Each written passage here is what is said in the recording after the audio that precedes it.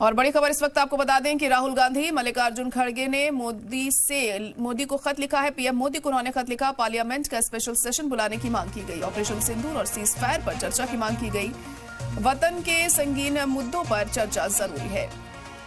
राहुल गांधी मुल्क के आवाम और उनके नुमाइंदों को हालात की पूरी जानकारी मिले। पहलगाम हमले, ऑपरेशन सिंदूर और सीज फायर पर चर्चा की मांग की गई है। स्पेशल सेशन से मुल्क में मुस्बत पैगाम जाएगा। तो बड़ी और अहम खबर इस वक्त आपको बता रहे हैं। राहुल गांधी और मल्लिकार्जुन खड़गे ने पीएम मोदी को खत लिखा है। पार्लियामेंट का स्पेशल सेशन बुलाने की मांग की गई है।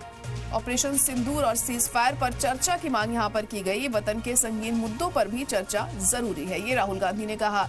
मुल्क के आवाम और उनके नुमाइंदों को हालात की पूरी जानकारी मिले, ये बहुत अहम है, ये कहा जा रहा है राहुल गांधी और मल्लिकार्जुन खड़गे की तरफ से। और इस बारे में जानकारी यहां पर पीएम मोदी मुहैया कराए और उसी के मद्देनजर यहां स्पेशल सेशन बुलाने की मांग उनकी तरफ से की गई है। पहलगाम हमले, ऑपरेशन सिंदूर और सीज फायर पर चर्चा की मांग की गई है। स्पेशल सेशन से मुल्क में मुस्बत पैगाम जाएगा।